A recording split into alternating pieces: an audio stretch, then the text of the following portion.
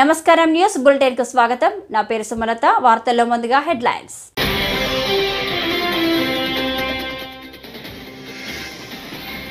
వరద ముంపు గ్రామం బాడవలో రాష్ట్ర మంత్రి నిమ్మల రామానాయుడు పర్యటన. ప్రభుత్వం అండగా ఉంటుందని భరోసా.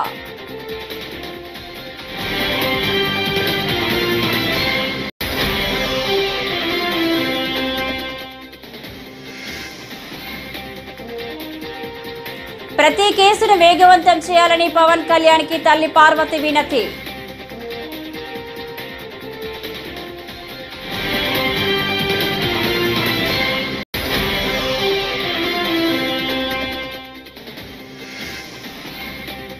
పెన్షన్ల పంపిణీ ప్రక్రియలో జిల్లా కలెక్టర్లు పాల్గొనాలని ఆదేశించిన ఏపీ సీఎస్ నీరబ్ కుమార్.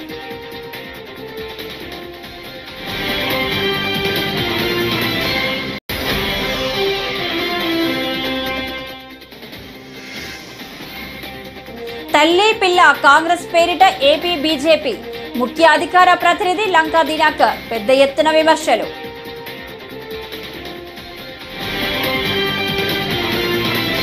ఇక డీటెయిల్స్ చూస్తే యలమంచిలి మండలంలో వరద ముంపు గ్రామం బాడవలో రాష్ట్ర జలవనరుల శాఖ మంత్రి నిమ్మల రామానాయుడు పర్యటించారు. గ్రామాన్ని వరద నీరు దిగ్బంధం చేయడంతో ట్రాక్టర్పై చేరుకొని 4-5 అడుగుల నీటిలోనే తిరిగారు. అక్కడ వరద బాధితులను పరామర్శించి కష్టాలను అడిగి తెలుసుకున్నారు. ప్రభుత్వం అండగా ఉంటుందని భరోసా ఇచ్చారు. ప్రభుత్వ సాయంగా 25 కేజీల బియ్యం, నిత్యావసర సరుకులు, కూరగాయలు అందజేశారు. ఇళ్లలోకి పూర్తిగా వరద నీరు చేరిన బాధిత కుటుంబాలకు 3,000 నగదు పంపిణీ చేశారు.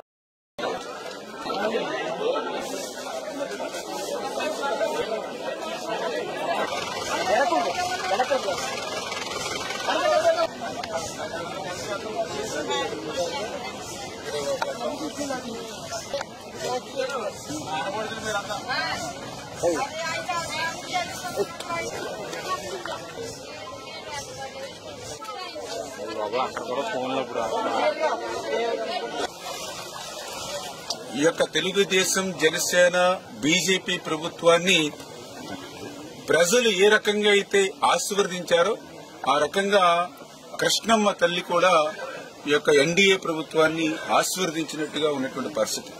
అందుకే గత సంవత్సరం నుంచి అంత ముందు సంవత్సరం కూడా నిండినటువంటి శ్రీశైలం డ్యాము మరి ఈ రోజు దాని కెపాసిటీ 215 టీఎంసీలు అయితే ఈ రోజు ఆల్రెడీ 203 టీఎంసీల వరకు కూడా నీటి నిండినటువంటి పరిస్థితుల్లో ఏదైతే దానికి 5 స్పిల్వే గేట్లు కూడా ఈ రోజు ఓపెన్ చేసి కిందకి 1,35,000 క్యూసెక్కుల నీరు నాగార్జున సాగర్ ప్రాజెక్టుకి నిన్ననే విడుదల చేయడం జరిగింది.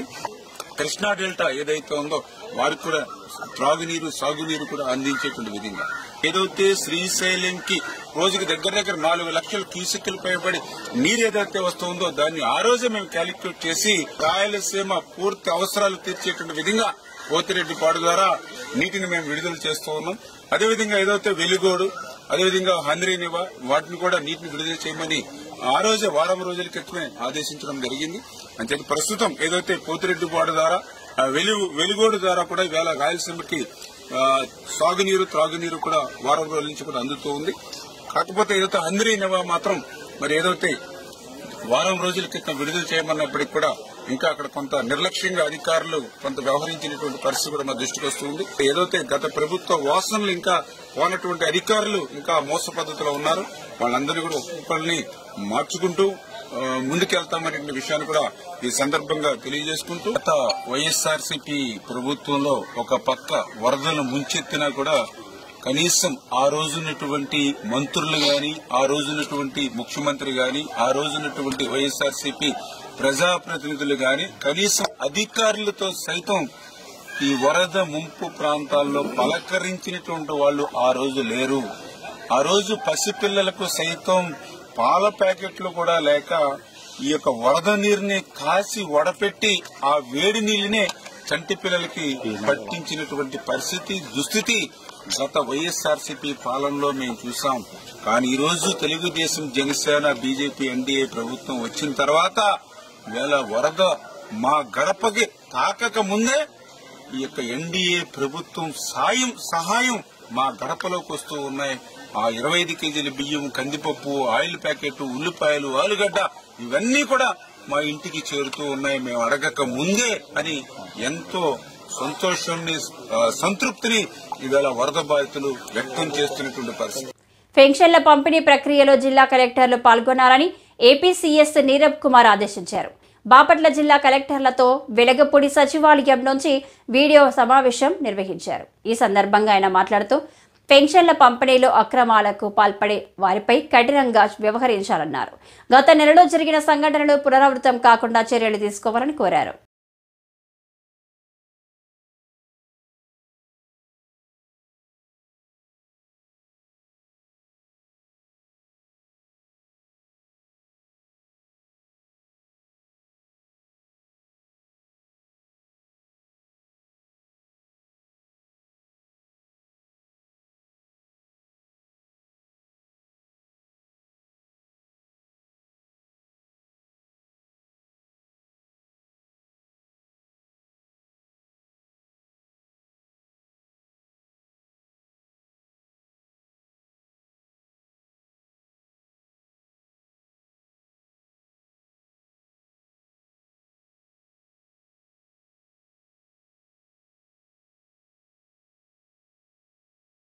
తల్లి పిల్ల కాంగ్రెస్ పేరిట ఏపీ బీజేపీ ముఖ్య అధికార ప్రతినిధి లంకా దినాకర్ పెద్ద ఎత్తున విమర్శలు గుప్పించారు. విజయవాడ బీజేపీ కార్యాలయంలో బుధవారం ఆయన మాట్లాడుతూ రాష్ట్రాన్ని విభజించి కాంగ్రెస్ సర్వనాశనం చేసిందంటూ దుమ్మెత్తిపోశారు. బీజేపీ ప్రస్తుతం ఏపీని ఆదుకుంటుందని, అమరావతితో పాటు రైల్వే లైన్ కోసం నిధులు కేటాయించిందని ప్రశంసలు కురిపించారు. ఎవరైతే అశాస్త్రీయ రాష్ట్ర విభజనానికి మూల కారణమైనటువంటి కాంగ్రెస్ పార్టీలో ఆ రోజు పునర్విభజన చట్టం, ఏపీ పునర్విభజన చట్టాన్ని రాయటానికి, అందులో ఉన్నటువంటి ప్రొవిజన్స్ని ఇన్కార్పొరేట్ చేయడానికి మూల కారణమైనటువంటి వ్యక్తి ఎవరంటే జైరాం రమేష్, రెండోది చిదంబరం. వీళ్ళిద్దరూ కీలక పాత్ర. మూడో వ్యక్తి వీరప్ప మొయిలీ. సరే, వీరప్ప మొయిలీ ఇప్పుడు ప్రస్తుతం ఆయన యాక్టివ్గా లేరు. చిదంబరం గారు అట్లాగే జైరాం రమేష్ గారు ఇద్దరు కూడా ఈరోజు కూడా రాజకీయాల్లో కాంగ్రెస్ పార్టీలో చురుగ్గానే ఉన్నారు. విభజన చట్టం, అశాస్త్రీయ విభజన ఏదైతే తలుపులు మూసి ఆ రోజు విభజన చేసిందో కాంగ్రెస్ పార్టీ, అశాస్త్రీయంగా చేసినటువంటి విభజనలో పొందుపరిచినటువంటి అంశాలు చెల్లని చెక్కులాగే చేశారు. ఒక్కొక్క అంశాన్ని మీరు కనుక గమనించినట్లయితే ఇవాళ ఆయన వచ్చి మాట్లాడుతున్నారు. కేంద్ర ప్రభుత్వ హామీలు ఇప్పుడు ఏదైతే నిధులు గురించి ప్రస్తావించారో చెల్లని చెక్కు అని బ్లంకెట్గా, అసలు ఆయన ఏం చేశాడు, ఆయన ఆధ్వర్యంలో విభజన చట్టంలో ఏం జరిగింది, ఆ అంశాలన్నింటినీ ఎలాగా సవరించుకొని ఇవాళ ఒక్కొక్క పని కార్యదీక్షగా కార్యాచరణలో ముందుకి నరేంద్ర మోడీ గారు ఎలా వెళ్తున్నారనేటటువంటి అంశాన్ని ప్రజలకి తెలియజేయాల్సినటువంటి అవసరం ఉంది. తల్లి కాంగ్రెస్ ఏదైతే ఉందో చక్రవ్యూహ కబంధ హస్తాలతో రాష్ట్రం నలిగిపోయింది. పిల్ల కాంగ్రెస్ చక్రబంధనాలతో 2019-24 మధ్య రాష్ట్రం యొక్క రెక్కలు విరిగిపోయాయి.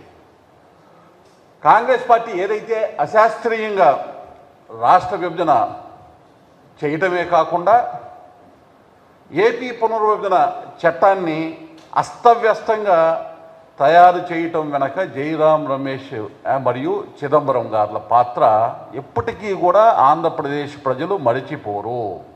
ప్రభుత్వ అధికారులపై దాడి చేస్తే కఠిన చర్యలు తీసుకుంటామని గురజాల డీఎస్పీ శ్రీనివాసరావు హెచ్చరించారు. మంగళవారం సాయంత్రం స్థానిక రూరల్ సీఐ కార్యాలయంలో ఏర్పాటు చేసిన విలేకరుల సమావేశంలో ఆయన మాట్లాడారు. వెల్దుర్తి మండలంలో అటవీ శాఖ అధికారులపై గిరిజనులు దాడి చేసి గాయపరిచారని పేర్కొన్నారు.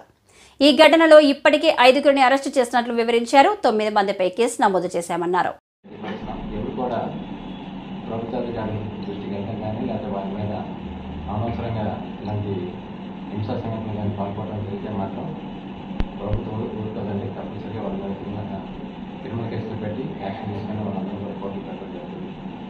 సమయం పాటించుకుని చెప్తున్నాం. ఏదంటే ఉన్నతాధికారులు మేము తప్పు చేస్తే మా బయట మా మీద యాక్షన్ ఇస్తామని చెప్తా ఉన్నాం.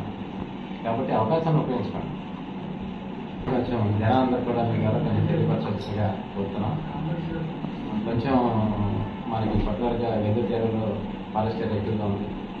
అక్కడ రకరకాల ఫారెస్ట్ మీద ఆధారపడి బతికారు, చాలా మంది ఆధారపడి.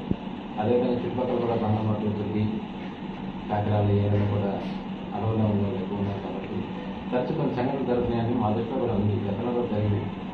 కొంత అసాల్ట్ చేశారు, 10 మంది చంపేయడం జరిగింది. వాళ్ళందరినీ కొంతమంది పెట్టి వాళ్ళందరూ కూడా లైఫ్ సెక్షన్ యూత్ అయితే చేయించడం జరిగింది. అనవసరమైన విషయాల్లో జోక్యం చేసుకొని క్షణిక విషయంలో ప్రభుత్వ ఉద్యోగుల మీద దాడికి పాల్పడటం మాత్రం ఇప్పుడున్న చట్టాల ప్రకారం కూడా సీరియస్ యాక్షన్ ఉంటుందని మీ అందరిలో తెలియజేస్తుంది. గమనించవలసింది కూడా ఈ కేసులో అయితే ప్రస్తుతానికి ఒక 5 అరెస్ట్ చేసి కోర్టుకు పంపడం జరిగింది. అందులో కోర్టు వాళ్ళు 4కి బెయిల్ ఇచ్చినారు. ఒక అతనికి మాత్రం 12వ తారీఖు దాకా రిమాండ్ ఇచ్చినారు. వాళ్ళు ప్రస్తుతం విడుదల చేయాలన్నారు. అదేవిధంగా దానికి సంబంధించి ఒక లాండ్ ఆర్డర్ కేసు ఒకటి కూడా అందులో కూడా ముద్దాయిగా ఉన్నారు 10 మంది. ఇప్పుడు ప్రస్తుతం 4 ముద్దాయిలు పెట్టారు. అందులో 10 మంది తర్వాత ఉన్నటువంటి పేర్లు అయితే మనం పెట్టలేదు, కానీ ఇన్వెస్టిగేషన్ చేయాల్సింది. వాళ్ళు కూడా వచ్చినాక చట్ట ప్రకారం వాళ్ళ మీద వాళ్ళు కూడా చేసి ఇంద్రకీలాద్రిపై జరుగుతున్న ఆషాఢ మాసోత్సవాలు తుది దశకు చేరుకున్నాయి. ఈ నెల 6న ప్రారంభమైన ఆషాఢ మాసోత్సవాలు ఆగస్టు 4వ తేదీతో ముగియనున్నాయి. ఉత్సవాలు ముగింపు దశకు చేరుకోవడంతో ఇతర ప్రాంతాల నుంచి పెద్ద సంఖ్యలో భక్తులు, భక్త బృందాలు ఇంద్రకీలాద్రికి తరలివచ్చి అమ్మవారికి సారె సమర్పిస్తున్నారు. సారె తీసుకువచ్చిన బృందంతో కలిసి ఈవో రామారావు అమ్మవారిని దర్శించుకున్నారు.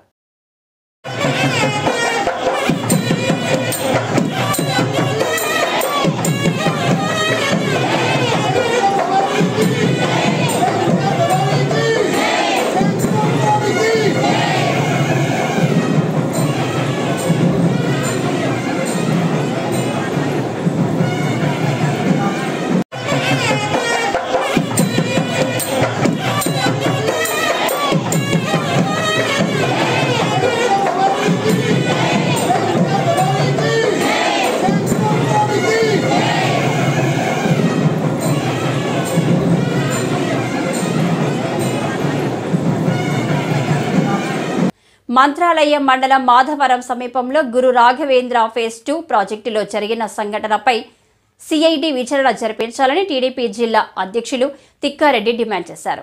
మంగళవారం మాధవరం వద్ద ధ్వంసం చేసిన పంప్ హౌస్ను తిక్కారెడ్డి పరిశీలించారు. ఈ సందర్భంగా ఆయన మాట్లాడుతూ ఈ ఘటనపై సిఐడి విచారణ జరిపి దోషులు ఎంతటి వారైనా కఠినంగా శిక్షించాలని డిమాండ్ చేశారు. మెనూరుకు సంబంధించి ఆయనకు ఒక మానస పుత్రిక ఉంది. అదే గురు రాఘవేంద్ర పులికర్మ. పెద్ద పెద్ద ప్రాజెక్టులు 10 టీఎంసీలు, 20 టీఎంసీలు, 30 టీఎంసీలు ఎన్ని ఇచ్చినా ఇక్కడి నీళ్లు లేని మా దగ్గర పుట్ట చేతు పట్టుకొని బతికేదానికి మేము పోయేటోళ్ళ దగ్గర ఈ లిఫ్ట్ ఇరిగేషన్ల పేరుతో, గురు రాఘవేంద్ర పేరుతో దాదాపుగా గ్యాప్ అప్ అంటే ఒక 60,000 ఎకరాలు అంటే ఎల్ఎల్సి బంద్ అయితే పులికర్మ నుంచి 26,400 ఎకరాలకి చేసిన మహానుభావుడు చంద్రబాబు నాయుడు గారు. అలాగే 4,700 ఎకరాలకు అంటే నిన్న కొంతమంది ఎవరు చేశారో తెలియదు కానీ ఆ స్కీమ్ అంతా ధ్వంసం చేశారు. గురు రాఘవేంద్రని 4,700 ఎకరాలకు నీళ్లు పారుతాయి, నదిలో నీళ్లు పోతా ఉన్నాయి. ఇవన్నీ చూసి చంద్రబాబు నాయుడు గారు లిఫ్ట్ ఇరిగేషన్లు ఎంత ఖర్చు అయినా కూడా ఇచ్చి చేసినటువంటి ఘనత ఆయనకుంది. మరి ఎవరికి ఏం కక్ష ఉందో, తెలుగుదేశం పార్టీ అధికారంలోకి రాగానే మేము లిఫ్ట్లు తయారు చేస్తాం. ఊదూరు అయితేనేం, మంత్రాలయం అయితేనేం, చట్నహళ్ళి అయితేనేం, అలాగే మాధవరం 1 and 2 అయితేనేం, దిద్ది స్కీమ్ అయితేనేం, పులికనం అయితేనేం, దాదాపు 7 పెద్ద లిఫ్ట్లు, అలాగే కుమ్ములూరు క్యాంప్ అయితేనేం. లిఫ్ట్లు అనగానే చంద్రబాబు నాయుడు ఈరోజు గుర్తుకొస్తాడు. డిపిఆర్, శాంక్షన్, అలాగే ఎగ్జిక్యూషన్, గ్రౌండ్ చేసి రైతులు నిలిచేటువంటి చరిత్ర ఉన్నటువంటి తెలుగుదేశం పార్టీ చంద్రబాబు నాయుడు గారు ఈ రోజున ఏమైందో తెలియదు కానీ కాపర్ దొంగలు కాదు, ఆయిల్ దొంగలు కాదు, ఒక కక్షత పెట్టుకొని ఆ స్కీమ్ అంతా ధ్వంసం చేశారు. దానికి పోలీసు అధికారులు ఈ కేసుల్ని మేము కోరుకునేది ఏమంటే సిఐడికి ఇవ్వమని చెప్పి కోరుకుంటున్నాం. రాజకీయంగా వాడు ఎంత పెద్దవాడన్నా కానీ, వాడు ఎంత ఏ పార్టీ వాడన్నా కానీ, లేక వాడు దొంగలు ఎవడన్నా కానీ వదిలిపెట్టే ప్రసక్తే లేదు. ఎందుకంటే మా రైతాంగం నష్టపోతే మా తెలుగుదేశం పార్టీ మేము ఊపుకునే పరిస్థితిలో లేము. ఎందుకంటే ఎక్కడ చంద్రబాబు నాయుడికి పేరు వస్తుంది, ఎక్కడ తెలుగుదేశానికి పేరు వస్తుంది అనే ఉద్దేశంతోనే ఇవన్నీ చేశారు. 2014 నుంచి 19లో కోట్ల రూపాయలు నేను తీసుకొని వచ్చాను. అప్పుడు ఉన్నటువంటి అధికారులు అంత సహకరించారు. పులికనమ కంప్లీట్ చేశాం. ఇప్పుడున్న స్కీములు కల్లా చేశాం.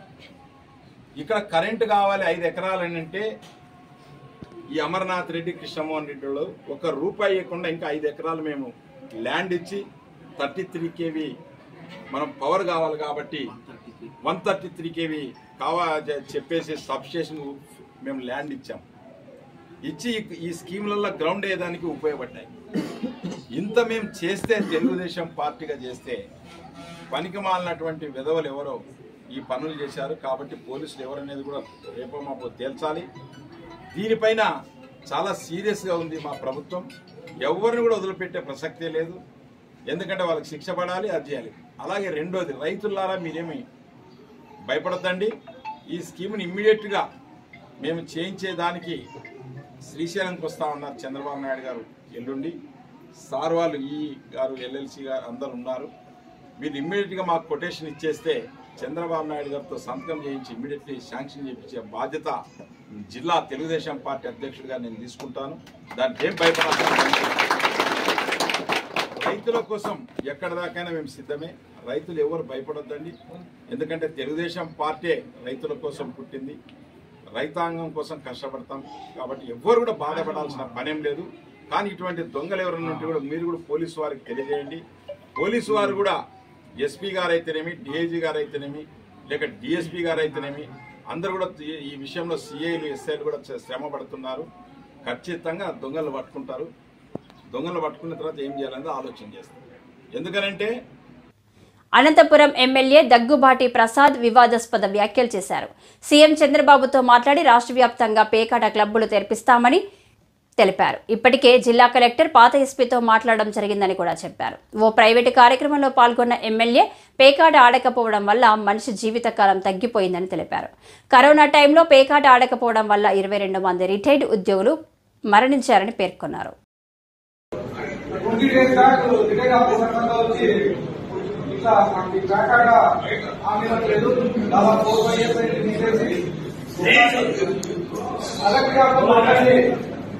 ఈ క్లబ్లు ఓపెన్ చేసుకోవడం జరిగింది. దాంట్లో భాగంగా కలెక్టర్ గారితో మాట్లాడడం జరిగింది. అది నాట్ ఓన్లీ అనంతపూర్, చాలా స్టేట్ లో మొత్తం క్లబ్లు చేశారు. సీఎం గారి దృష్టికి తీసుకెళ్లి దీన్ని సాల్వ్ చేస్తామని చెప్పి కరోనా టైంలో ప్యాకెట్ లేక దాదాపు రిటైర్డ్ ఎంప్లాయీస్ లైఫ్ స్పాన్ తగ్గిందని చెప్పేసి చాలా మంది తెలియజేయడం జరిగింది. దాదాపు 28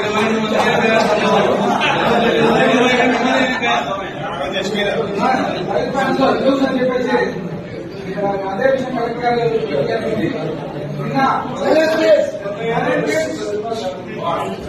అలాగే పాత ఎస్పీ గారి దగ్గరికి నేను సుధాకర్ బాబు గారు వెళ్లి క్లబ్ విషయం గారికి తెలియజేయడం జరిగింది. ఆన్లైన్ సేమ్ ఇలాగే అనంతపూర్ క్లబ్ ఒకటే కాదు, మొత్తానికి క్లబ్లను ప్యాకెట్ ఉద్దేశారు. శ్రీకాళహస్తీశ్వర దేవస్థాన ఆలయంలో ఆడికృతిక వార్షిక బ్రహ్మోత్సవాలలో భాగంగా మంగళవారం సాయంత్రం శ్రీవల్లి దేవసేన సమేత చెంగల్వరాయల స్వామి సుందరంగా వివిధ రకాల పుష్పాలతో ఆభరణాలతో చక్కగా అలంకరించి ఆలయం నుంచి స్వామివారు బయలుదేరి నారద పుష్కరిణి వద్ద స్వామివారి ఉత్సవం నిర్వహించారు. ఈ కార్యక్రమంలో ఆలయ ఈవో ఎస్ఎస్ఎన్ మూర్తి, ఆలయ అధికారులు, భక్తులు పాల్గొన్నారు.